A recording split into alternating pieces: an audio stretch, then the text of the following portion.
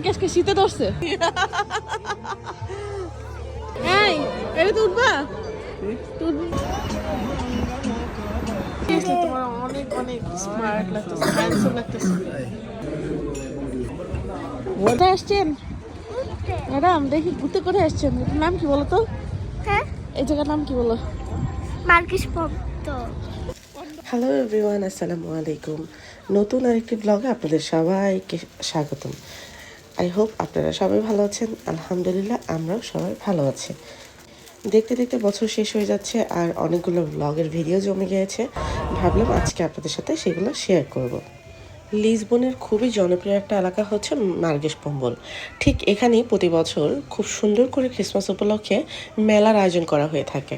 চলুন আমরা এই মেলায় কী কী করেছি সেটাই আজকে আপনাদের সাথে শেয়ার করি। প্রথমে এন্ট্রি গেটটাতে এইভাবে ওয়ান্ডারল্যান্ড লিসবন লিখে খুব সুন্দর করে একটা গেট সাজানো হয়েছে এবং ভিতরে ঢুকলে আপনি দেখতে পারবেন ডান দিকে এবং ঠিক বাম পাশে খুব সুন্দর করে ছোটো ছোটো স্টল লাগানো আছে, যেগুলোতে নানান রকমের জিনিস সেল করা হচ্ছে। খাবারের দোকানের পাশাপাশি আছে জুয়েলারির দোকান এবং নানান রকমের অ্যাক্সেসরিজ। এদিকে ওর বাবা গাড়ি পার্কিং করতে গিয়েছে আর আমি ওদের নিয়ে এখানে দাঁড়িয়ে দাঁড়িয়ে এটা দেখছিলাম এবং পাশাপাশি বোঝাচ্ছিলাম এরকম চরকি আমাদের বাংলাদেশেও আছে এবং আমাদের ছোটোবেলার চরকিতে আমরা কীভাবে ঘুরতাম সেটাই আমি ওদের বোঝানোর চেষ্টা করছিলাম, মানে সাফাকে বলছিলাম আর কি। আর এদিকে দেখি ওরা হাঁটতে হাঁটতে সামনে চলে গিয়েছে। তারপরে যে কিছুক্ষণ পরে ওর বাবা যখন গাড়ি পার্ক করে চলে আসছে, এই যে দুই বাচ্চা দৌড়ে যে বাবাকে গিয়ে জড়ায় ধরছে।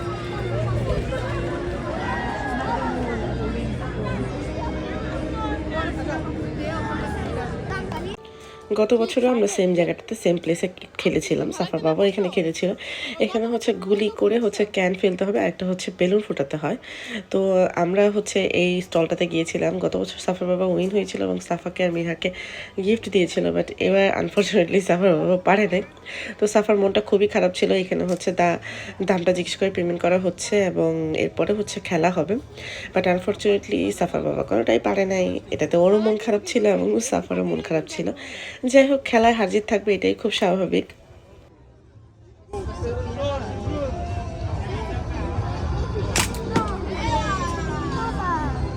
এটা মারবে তুমি? বাবা মারুক। হ্যাঁ, You want to play? Yeah.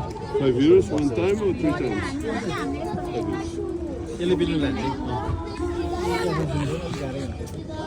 Bani selam. Ekele de falan. Pick down or pick up. Yo tizo var.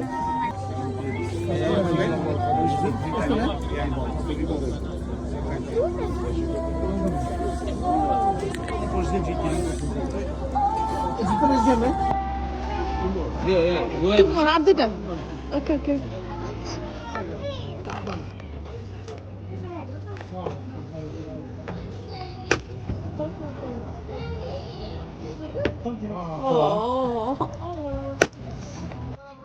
খেলা শেষ হয়ে যাওয়ার পর আমাদের সবারই মন খারাপ ছিল। তারপরে হচ্ছে আমরা ঠিক এই পাশে ঘুরতে ঘুরতে চলে এসেছি এবং আশেপাশে দেখছিলাম কী কী আছে এবং কেমন করে সাজিয়েছে আর ছোটো ছোটো ভিডিও ক্লিপস নিয়েছিলাম আপনাদের সাথে শেয়ার করবো বলে। এই জায়গাটাতে ঢোকার পরে দেখলাম এখানে মানুষের ছবি তোলার জন্য বেশ কিছু ইনস্ট্রুমেন্ট অ্যাড করে দিয়েছে, যেখানে হচ্ছে মানুষ সিরিয়াল ধরে একজন একজন করে ছবি তুলছে। এখানে হচ্ছে এই যে সুইংটা ছিল সেটাতে আমরা ছবি তুলছিলাম এবং আপনাদের সাথে শেয়ারও করেছি। আর এই যে বাচ্চা দুজন বসছে, ওরা আর নামবে না, ভাবতেছে এখানে বসে থাকবে, কিন্তু পিছনে যে এত মানুষ সিরিয়াল ধরে রয়েছে ওইগুলো নিয়ে ওদের মাথা ব্যথা নেই। আর এই যে ক্রিসমাস ট্রি যে লাইটিংগুলো, এগুলো কিন্তু আমার সবসময়ই খুব ভালো লাগে। লাইটিং বলতেই আমার খুবই ভালো লাগে, এটা আমি খুবই পছন্দ করি।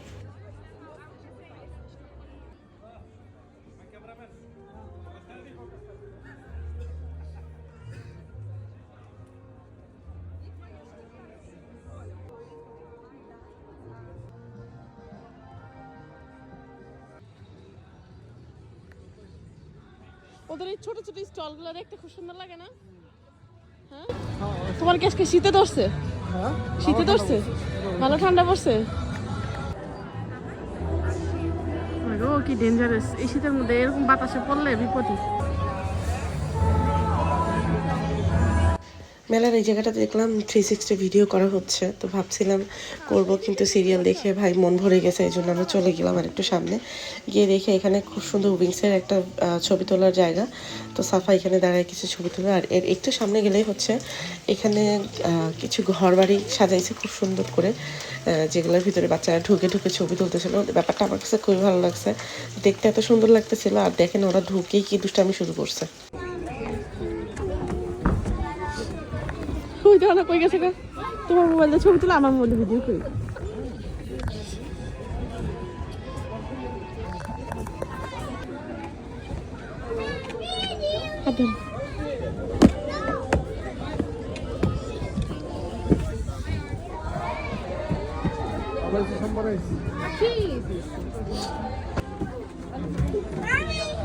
দেখেছি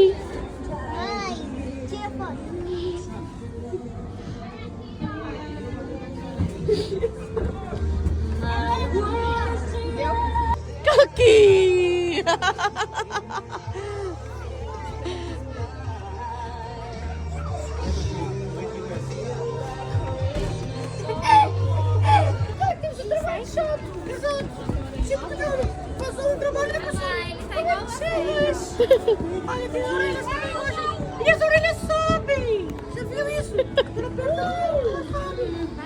You can do the job when you're in town later on.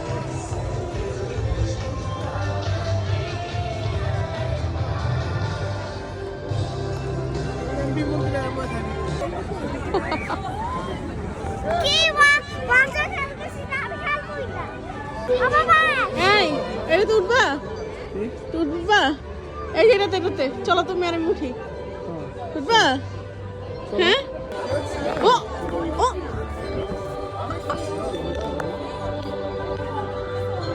কই আসছে আরেকজন কই?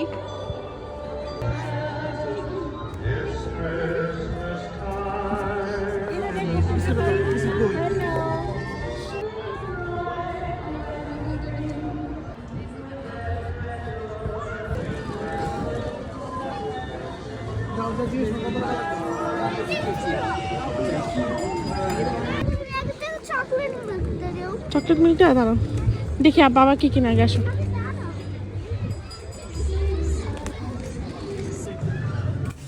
তো আমাদের ঘোরাঘুরি শেষ, এখন হচ্ছে আমরা বাসা থেকে রওনা হব। গাড়িটা অনেক দূরে পার্ক করা ছিল, প্রথমে আমরা একটা অন্য রাস্তায় চলে গিয়েছিলাম, তারপর আবার ঘুরে এসে মেলার ভিতর দিয়ে আমরা আবার অন্য রাস্তা দিয়ে তারপর হচ্ছে আমাদের গাড়ির দিকে যাই। তো সেই সময় আমি কিছু ভিডিও ক্লিপস নিয়ে নিই আপনাদের জন্য।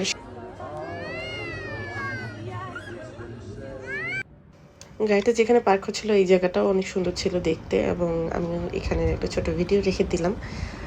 তারপরে হচ্ছে আমরা গাড়িতে উঠে রওনা দিব, ঠিক সেই সময় হচ্ছে আমাদের এক ভাই মুনতাসির ভাই ফোন করছে যে আপনারা কোথায় আছেন, মাতৃমনিজ চলে আসেন।